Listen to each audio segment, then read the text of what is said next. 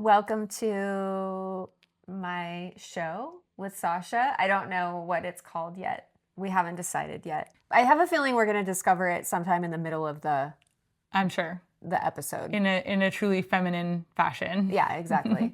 But essentially, what you need to know going into this, without a name to this, is that Sasha is amazing. I've known Sasha for 16 years? Were you in the community and all that right at I'm almost 17. Yeah, same time. Same time. Yeah. Yeah. Okay. So we've known each 17 other years. for nearly 17 years. Okay. And this woman is, really, truly an exceptional human being. If you're watching this and you know Sasha at all, you already know that. If you don't know her, you should make a point to meet her and get to know her. She really is an incredible human. Who has been a really steady, loving presence in my life for the last nearly 17 years. And has been kind of one of those like bolstering love from underneath. The wind beneath your wings kind of person. You really are. You're like, let me be the loving wind beneath your wings. That's so interesting. I made that exact metaphor in my women's group the other night. I was like, when women are supporting each other fully, the way that it feels is like whatever dream or desire or thing that we want to create is happening. We feel that wind behind us. Like we feel the women in our lives actually like pushing us forward. So when we're like, I can't go anymore, or like, I don't see how it's possible, there's this feeling of like women actually like being wind for each other. I love that you brought that up. Maybe that's the name. I just picked it up right out of your mind. Yeah. That's kind of what I figured we'd talk about today. I was laughing because we don't really need to script anything when the topic is women. Because both of us, between the two of us, we have decades of experiential wisdom in working with women really deeply. And lately I've been thinking about it sort of like, I find myself often saying this to friends who are struggling in like one of their women relationships or something, where I'm like, well, every single one of us is like an absolute beautiful, brilliant, amazing genius of a person and an absolute nightmare at the same time. There's not a single person that you're ever going to encounter or a single lady that you're ever going to be friends with that's not going to have those two sides. Both sides. And they both test you. Like the one we learned early on about sympathetic turn on, right? Mm-hmm. And so the genius side of a woman, I get to appreciate in this deep way and be like, oh my God, my life is better for your genius. But like, I've been in comparison to that as well and been jealous at times too, and so that side can challenge you. Yeah. And then the absolute nightmare side can also challenge you where you're just undone by a woman's conditioning. You're just like, my God, woman, I don't know even what to do with you. Like you are driving me mad, and all the way to both ends of the spectrum. So yes, women. Yeah. Yeah. So working with both of those sides becomes kind of everything. I guess today I would call it shadow and desire. The desire side and the shadow side. Right. Oh, the desire side and the complaint side, perhaps. Yeah. Yeah, I think it's so interesting. Like what you're sharing about right now makes me think about something that you and I have learned together, like directly with each other, as well as with many other women in our lives, about what an act of love it is to be like fully honest with another woman, and how like if you think about the complaint side or our conditioning or shadow, like all of, this is nuanced, so each of those that shows up in a different way, but we have so much heavy conditioning that is like, be nice, like be a good woman, and like perform nice for each other basically, and then we kind of rescue another woman out of honesty, and that like real love, like real backing, real sisterhood is bringing the truth to the women in our lives and like telling a woman what we feel, right? Like what it feels like to be in connection with every part of her. It's like, it's so intimate to be that honest with each other. And that's, for me, that's like what's so profoundly special about the relationships in my life, like yours and mine, that have been there for so long with like so many scene changes and like life iterations moving through. And then like that willingness and ability to get honest in a way where like it's just not you know, in our regular lives, like we were never taught to do that. Like we just didn't learn that, right? And that like on the feminine path, one of the things that is so valuable for me in our relationship and in relationship with women that are willing to love me in that intimate way is like willing to tell me what they really feel and what they really see. And that like that creates so much trust in my relationship with you, you know, and it's so powerful to have that level of truth telling that at the beginning when you're learning how to do it, it's terrifying because you're like, this might totally implode our connection. This might make me lose everything. And then on the other side of it, it's like, oh my God, like what a fucking gift to like have a woman who's willing to love me enough to be honest with me. And I am always sharing with women about that. I'm always like, we want real intimacy. And we're like, I want it. And then when like the actual opportunity comes up to feel that level of intimacy, like my face is burning talking about it. I'm like, that feeling when you're like, oh God, like saying this thing could end the relationship, but it also could take us to a whole deeper level that we didn't even fathom like what was possible there. And then on the other side of that, there's so much gratitude. I love that so much. Yeah, definitely. I mean, I call it, maybe you have a name for it. I call it erotic women relationships. Like women who are, you know, who do the work to be connected to their power through their connection to their erotic being in whatever way that looks like. And it looks different for different people. And, you know, there's no prescription for it. My God, would that be easier? But there's not really, you know, there's learning how to feed yourself. There's being connected to your appetite, you know, in all the different ways that we're hungry. Yeah. Sometimes I think of womanhood like it's just a mouth. It's just a mouth. It's just endlessly like but in like a hot, like in a really hot way. Like if you get on board with actually how much hunger is in here, it's actually really hot. But I mean, it draws in everything that you're hungry for, you know, and sometimes you're really surprised by what it draws in. And totally. But anyway, I digress. I mean, there's like 1,000 different angles to go, but that experience of being honest with your women friends is so foundational to erotic woman relating. Yeah. Sisterhood. Yeah. Showing up that way. I was thinking the other day about how hard that was in the beginning of this practice of, you know, being a good friend to women, basically. Yeah. Like I was saying how hard that was early on, where I would just be like,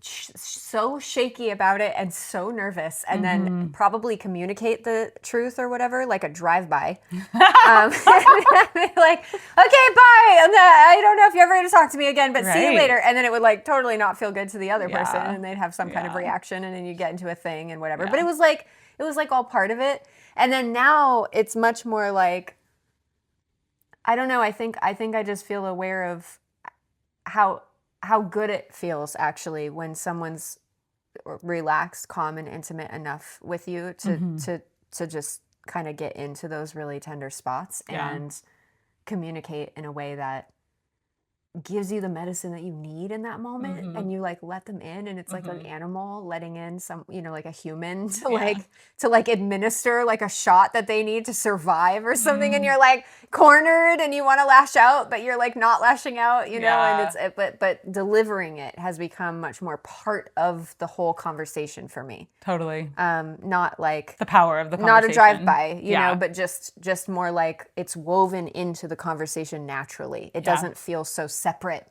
Like, hey, now this is great that we had a nice hangout. Now I need to tell you the truths. Right. You know, it's like I'm sliding these papers under the door. Okay, bye. Gotta go. It's like woven throughout the entire thing, and it's actually a really beautiful part of it. Now I feel it like these threads of vulnerability really woven through the conversations. Yeah. I just think like even now after, let's say, at least 17 years of practice, maybe it's been longer, but like this you know, experience of being a woman who wants to be connected in this way and like is connected to my own eros, and like having a feeling of like, what does it feel like to be a woman walking on the planet doing this, right? Like that's a whole thing. That like the power of it, it's still like when it's good, the feeling of that medicine coming in is like, you know, it often will have me, either if I could be the woman saying the truth or the woman receiving the truth, usually it's like all woven together, like you said, but it has me tear up, and it has me like, I feel so alive in that space. It has me think of this friend of mine in the community who died a year ago. And she and I worked really, really closely together. And at the beginning, it was so hard for us to be honest with each other and tell each other the truth. And we often would like do this woman conditioning thing of like taking each other out at the knees when we did it, you know, or like, this is not fun or pleasurable, or like, this isn't creating the thing we want. And so we were like, we were unskillful at the beginning in the way that we did it, but we were both so committed to being in that truth with each other. And so like our friendship deepened in this like such profound like kind of intimacy with each other, because we both had that same desire driving that, like, I will stay with you until we figure out like how to get to the other side and deliver this truth with love. And like that was such the practice in my connection with her and my relationship with her. It was like so beautiful. And I like in our conversation right now, I keep seeing her face. I keep thinking of her and like thinking of how what the kind of woman it takes to be willing to do that work with other women, you know? And I think all women are hungry for it. You know, I love this image of like the woman as a mouth, right? Like, I think all women are hungry for sex. I think we're hungry for food that nourishes us. I think we're hungry for deep, intimate relationship with partners and lovers. And I think we're hungry for intimacy with women. And that is so counterintuitive because we have a whole world full of messaging that says like, don't be hungry for that, buy this product instead, you know? And like, we actually are craving that thing. And I think when we receive that medicine from another woman of truth, of like willingness to sit in that discomfort, of honesty, and like, it's so beautiful. And it feels like when I receive it, it feels like something that I've always been like crawling through the desert, like so needing, like my body's been wanting that level of willingness and that level of willingness to see me in all my messy parts. You know, it's just both edges of the, or sides of the coin, like we talked about at the beginning.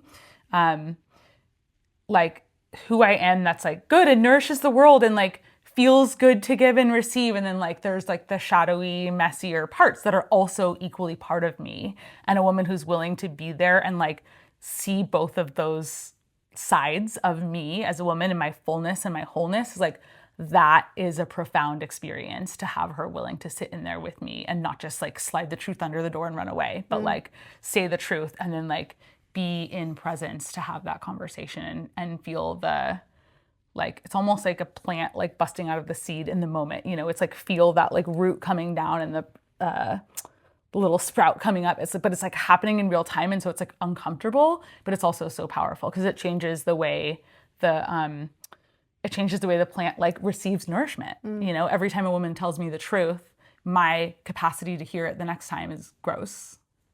It's really beautiful. Okay, so what's the medicine womankind needs right now? Let us sit at the table with woman. Yes. Woman representing all women. Yes. What medicine do we need right now? Truth medicine. Well, what comes to mind is that this is uncomfortable. So we know when we feel uncomfortable that it's really true. So you just feel when your face is red and you're like, oh, can I say that? That's a lot of sensation. I don't know. Like that's the place to lean in and like go for it. I think there's a lot. So I've been married to my husband for 7 years. And I have a lot of friends who've been in serious relationships for a long time. And I have a lot of friends, I'm 41, a lot of friends who are single and like wanting partnership. And I know women in their 20s, 30s, 40s, 50s, 60s, 70s. My mom's 81. They all want partnership. Like we want deep connection, right? That's something we have a hunger for as women. It's like we want to be seen, we want to be felt in whatever form. There's many forms of this. But I think like what is challenging is that our conditioning tells us we need to perform a certain kind of womanhood in order to like get the man we want. And for a lot of women, this comes with this story of like, in order to find the one who's going to like satisfy all the needs, right? And we live in a world that really like The mouth. teaches Satisfy satisfy the mouth. all the needs of the mouth, right? We live in a world that like really teaches women like we're responsible for like manifesting that, and we have to do it by like keeping that hunger tamped down and like keeping it at bay, keeping it like don't let your hunger be too much. Like don't let your hunger take over the room. Don't let the mouth be enormous, right? Like we get rewarded. I've even heard you say this. I'm like, I hear the Aubrey in my head. We've been rewarded for like showing that we don't need that much and showing that we don't have needs, and even like hyper independence, right? Women are like, I got this. I can just do it by myself. And I even do this inside my relationship, right? So it's not just for single women, but like the way that we contort ourselves to be a certain version of like good woman, perfect woman, status quo, like not too much woman. Don't frighten men with your appetite. Don't entice other women to also have a big appetite by being too much, by having a lot of appetite, right? Like keep it chill, right? And don't be a slut. Don't have a lot of sex. Don't want a lot of sex. Don't have desire to feel pleasure in your body, right? There's so much like shaming, like women are like slut, right? It's like even that word is like terrifying for most women to acknowledge, like I have hunger for physical, intimate connection. And in order to get that met, I have to like keep it all in until one day I find like the right man and I performed or woman or whoever you want to find, but like the partner, and then I can have hunger. But until I find that partner, I have to like clamp the hunger down. And I think that is causing a lot of the problems in the world right now. And I think are not just not acknowledging it, but are like killing it inside of ourselves, right? And being like, I will just withhold from everyone around me, because we can't withhold only from ourselves. We withhold from everyone, right? We withhold our truth. We withhold our desire. We withhold our appetite. We withhold our magic and our power, right? Like the true power that lies in here gets clamped down with everything else, because we're working so hard to show that we're not too much, because we have this story that like we'll never get that need met if we're too much. That's so good. Yeah. Yeah, totally. So be a lot. That's the truth, is like allow that hunger to be there. And I think like there's a whole world to unravel here around like, how do we do that? Right? Like that's always the next question is like, Right. Okay, great. I know any women who might be watching this that are slinking down in your chair as you're watching, you might be affected by this conditioning that we're all affected by. You might be experiencing symptoms of this disease. Exactly. Symptoms include Right. Symptoms include like earth-shaking fear that you are definitely too much or not enough, right? Those are the two poles, and like they're kind of the same. They meet in the middle. Amen. And allowing ourselves to take up a little more space each day. And like ultimately, I'm like, we need to change the whole narrative around sluttiness, because like that is such a that stems from like some deep old religious stuff that's so like not in service to where we want to go. And I think a lot of what happens inside of like monogamous relationship is it becomes about control. And so we like think that we're like keeping it all down, like this is inside of the marriage, the same programming happens, right? Like I have a husband, we've been in relationship for a long time, and still I'm like, oh, my desire is too much. I can't ask for what I really want in bed. If I do, it'll terrify him. Or I can't ask for what I really want somewhere else. It's all connected, right? It's not like one department is separate. It's like how you do one thing is how you do everything. Totally. Yeah. Yeah. Yeah. Tamping down the hunger. It really is. I mean, because it's just a fundamental, this is the wisdom of the body, right? Yeah. You can always look to the body to kind of know the like way that everything wants to function, and the limits and the natural boundaries and the natural like end and the beginning of things, like I think about literal like eating and digestion and everything. There's a natural point when you get full, and there's a signal that says like time to stop eating, and although as women we've messed with our hunger so much, sometimes that voice can be totally distorted. skewed, for sure. And I definitely acknowledge that, but we do have it, like, and we can get back to it. We can get back to it, yeah. And you can also have it in all the other areas, Totally. You're in an intimate experience, and Right. It's like, oh, this this particular way that we're doing this particular thing right now has completed, and now we need to change something, or it's going to be like rubbing the same spot on your arm. Like, and so many women don't say anything there. No, nothing. Right? I mean, it's like, it is terrifying for us to speak up and be like, I want something different now. Yeah. I have a need and a want. Is that okay? Yeah. It's so intense. I mean, and this is, you know this from working with a million women as I have. Yeah. Like it affects everybody across the board. It's the shy ones. Yep. It's the way outspoken, for sure, hardcore, you know, like corporate women warlords out there fucking, you know, like being really intense and outspoken in every area of their life. And then in bed, they're like, well, I mean, I told my partner, like, you know, I wanted to try this fantasy. And I'm like, well, but then when you were in that, did you say when you wanted them to go lighter? Yeah. Or change position or something? And they're like, I could never do that. Like, heavens, no. I don't like heavens to Betsy, no. I couldn't possibly do that because I wouldn't want to like crush his ego or something. Oh yeah, there's so much fear about... Or emasculate him. Right, you know? or emasculate him, and I'm not saying, I mean, there's an art to it, you know. And let me just tell you, ladies, in the beginning, there is no art to it. In the beginning, you are just it's gonna be messy. You know, in the beginning, you're like, I remember I had this, an ex of mine who I feel like was a person that I worked through a lot of this stuff with, particularly on communicating in, you know, intimate experiences kind of thing.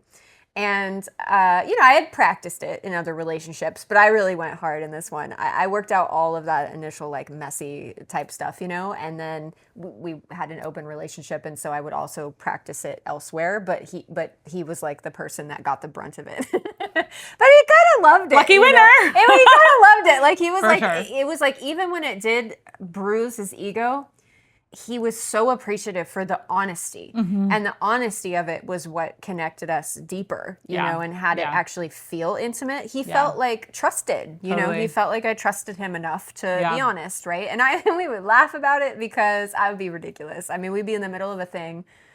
He'd be doing whatever thing. I would be like, thinking for a minute and a half, 2 minutes, 3 minutes, 5 minutes, like, a long time. I don't love this. I'm not like loving this. And then I would think, you have to say something, Aubrey. You have to say something. You have to say something. You're doing both of you a disservice. You must say something. You must. And then I would finally, like, it would come out in just the absolute worst way possible. Like, it had no art. Like, I would just be like, guess what? I hate that.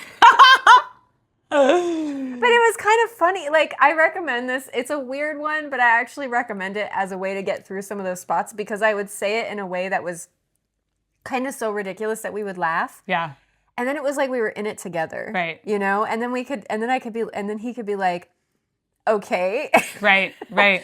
What would you like? Yeah. Pointedly. Yeah. And I get mad that he was saying it pointedly because I would like him to say it, you know, and then I would be like, I don't know yet. Right. Try some things, you know. Yeah, that's and we would like, and it was that's such an important one that I don't know yet. That's so many women. I've heard so many women be like, oh God, I know I don't want that thing, but I don't know what I want next. Yeah. It's such an edge. Well, when we've warped our relationship to our desire for so many years so deeply by denying our hunger and making it all weird, then you lose connection with that impulse and that voice, and it has to be, you have to do the work to reconnect it again, you know, to be able to communicate your desires to someone. So, okay, all of this to say,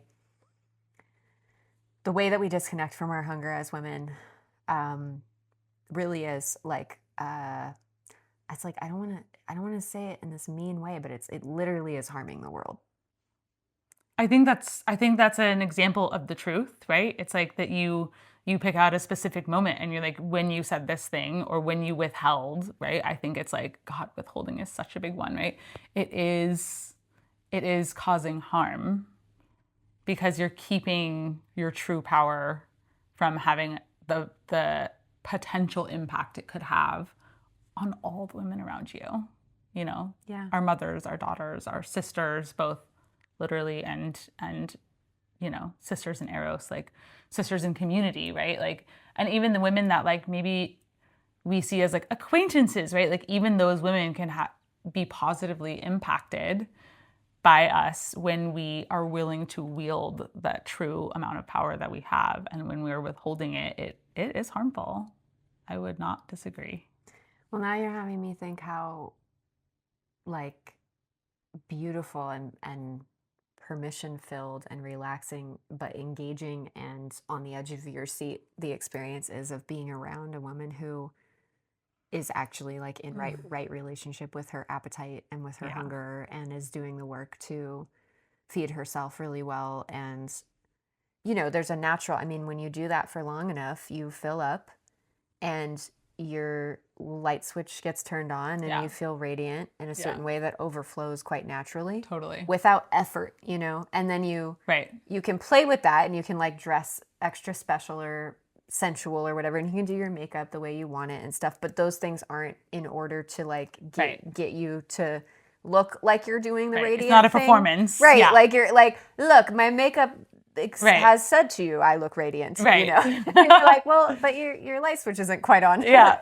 And then it's like that feeling of being around women like that, there's nothing like it. I've felt that way around you many times. Like there's been so many times where your relationship with your appetite has completely inspired me. I mean, blown my mind and inspired me. Like I've been like, wow, she has no shame on like what she's allowing herself to receive in this area of her life, because it's different things at different times in our history. And it has it being, this is how mycelium network women relationships work, right? Like there is a direct line between your body and my body. Like totally. It's an energetic line, but it could practically be, it's visceral. I mean, it feels very real. And so when you do that and you talk to me about it and I look into your eyes and I feel you doing that, I automatically begin to orient more towards that. And I start to think, it's not just planting an idea. It's like a physical feeling, but it's an idea as well, where I start to think, well, why in the world am I not doing that? Right.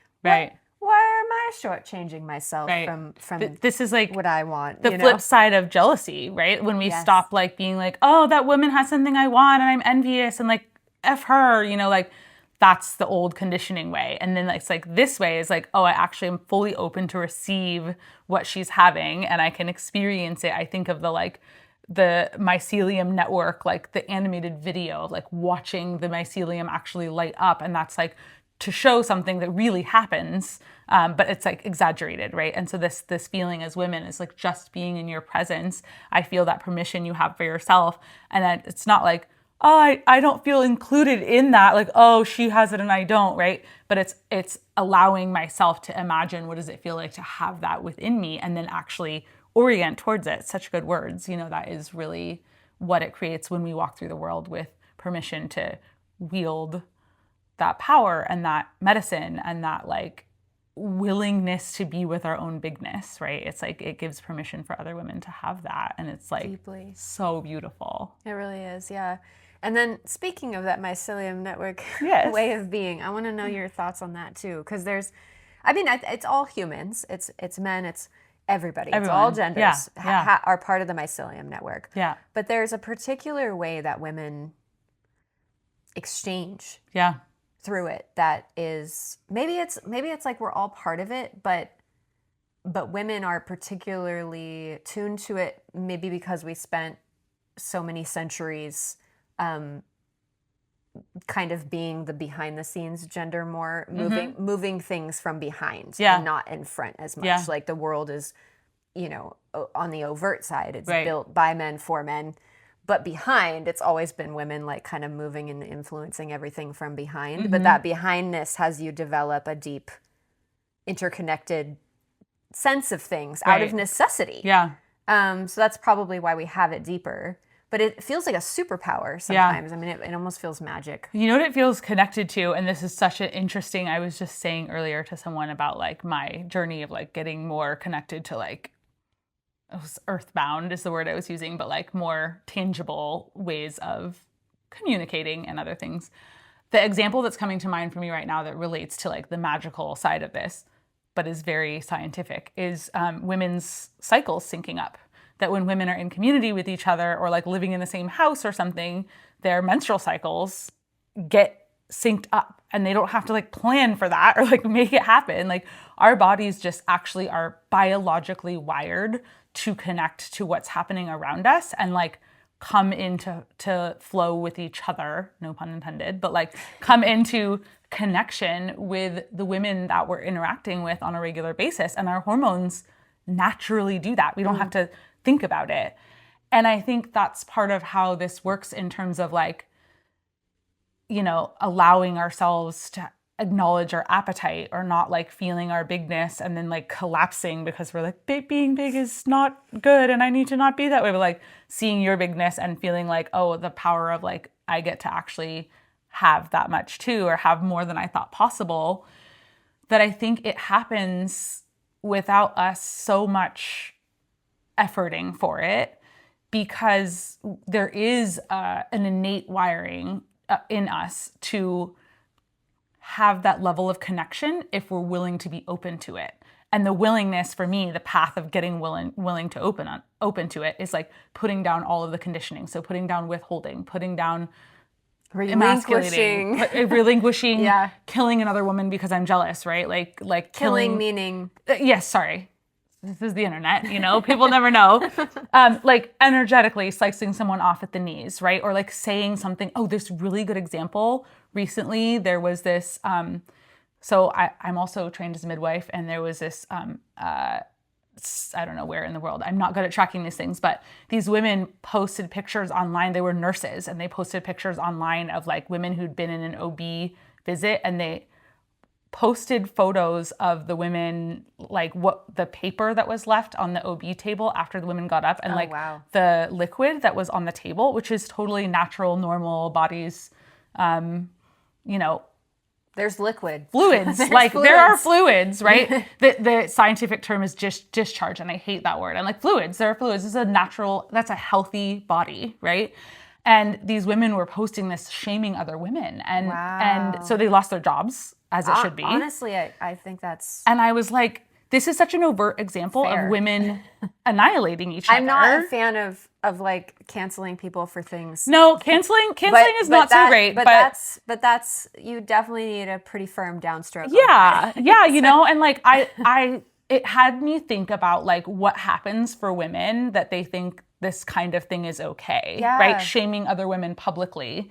And I think it's like we are that connected, right? Like it comes from a need that we have to be connected. And that was an example of it being like gone totally haywire, and women who are like living like enslaved by their conditioning of like, I need to compete with other women, and so I need to take them down because this is an example of like talking about how this conditioning is so, you know, like pervasive. I can't think of a better word, but like we don't know how much we're operating under it until we start to connect with the women who aren't operating under it and be like, what's happening for her over there? Like, why does she have the ability to do that? And like, how can I be connected to her? Like, it's magnetic, right? You were talking about that feeling of like seeing that in another woman and being so inspired by it. And that comes from stepping out of the idea that we need to compete with each other. Right? And that's scary. Well, and the whole competition paradigm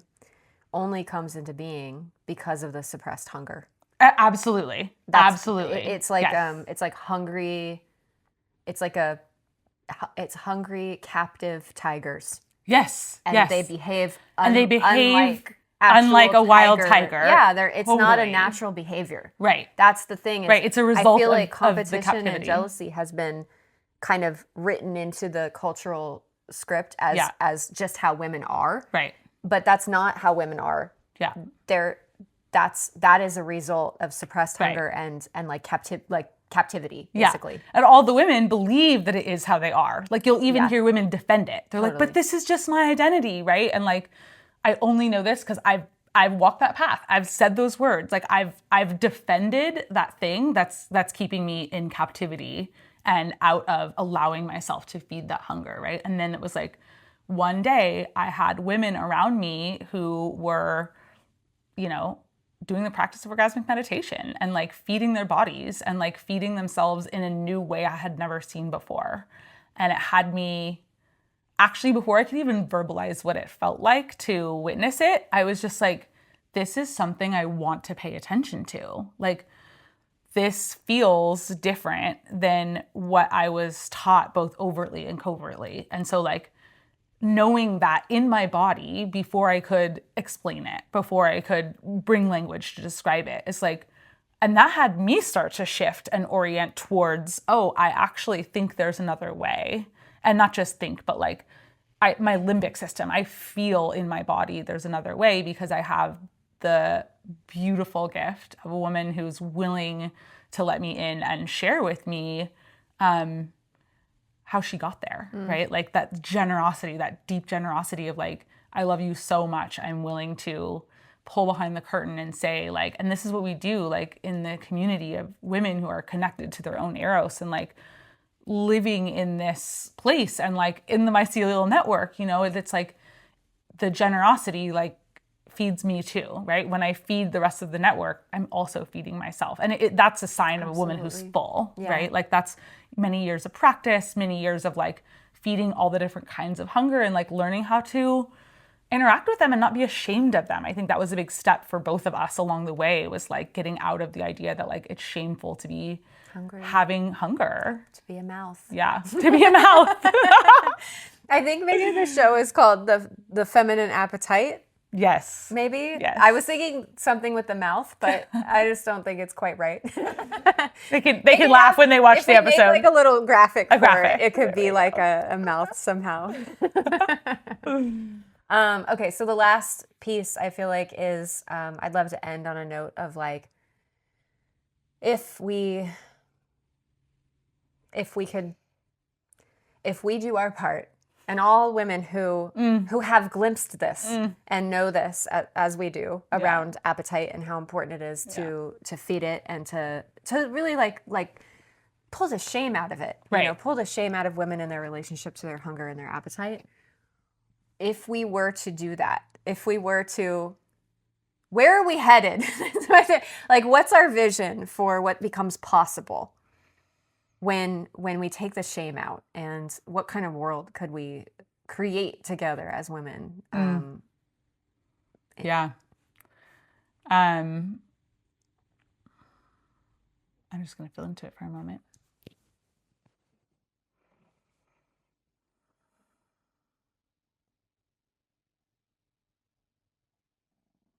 I think the world that we get to create together as women in this place is when the world is full of women that are all full, the whole, I mean, I think our whole society and culture is going to shift, right? Because when we are all full, the priority doesn't become when do I get mine, or like, is there enough, right? It's like nobody is living in scarcity. If the women are all full, the men are not going to be in scarcity either. You know, like it does translate across, and it does have such a powerful impact on what we're teaching each other, how we're interacting with men, how we're interacting with the next generation. You know, like imagine if every mother was full and was teaching her daughter and her son that they are also full. Like, what a different paradigm. It's a huge paradigm shift. And I think like, I think it would eradicate war and like literal hunger. Like, I think we wouldn't have those kinds of social, cultural problems that come from a baseline of like scarcity and not enoughness, right? But it would be like, there is generosity everywhere. That's really beautiful.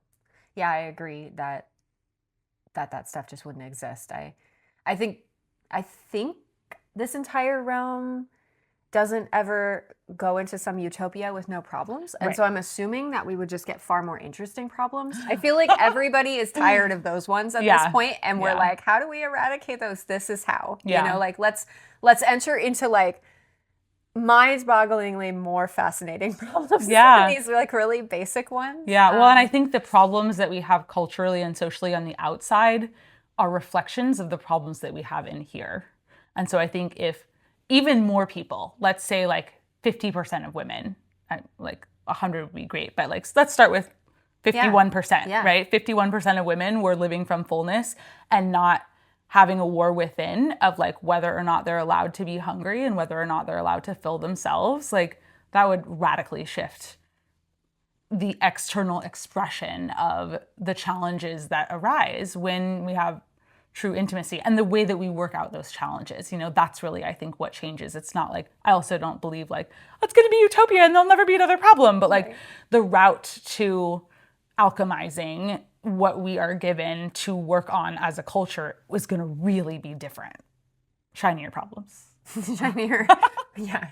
More fascinating. Yeah. More interesting. More interesting. Yeah. Like it's a funny thing to want or something. Yeah. But I do feel like collectively we're getting tired of the same ones, you know? Yeah. And it's like, how could we, I don't know, they could be creative problems maybe. Like what art medium do I use to bring like growth and greenery to the desertified places of the earth? You know what I mean? Like we actually do have more interesting problems to attend to, and like most of the attention and everything goes to these ones. And then like we, you know, like collectively coming together to work on different things on the whole planet. Well, I would be so fascinated to see the genius of people be able to be applied in like a widespread scale on all the places that all of us are like kind of hurting because the things aren't in alignment, you know, and we're not in alignment as a human race, like with, you know, how we are with the planet. Particularly our Western culture is disaligned. And what came to me is like, there's a lot of power in, if you look at like indigenous cultures who have stayed away from, not all of the technology, but like some of the technology, their relationship to working on like the ecological issues is very different. And what I wanted to highlight is like, there are solutions to some of these problems. Absolutely. Right? And so how do we be more in intimacy and relationship with the solutions rather than like, oh, we're so focused on the problem that we need to colonize and kill literally in order to think that we're going towards solution when actually we're going away from solution. And that if the world was 51% liberated, at least, maybe more, that the relationship to solution would be more whole.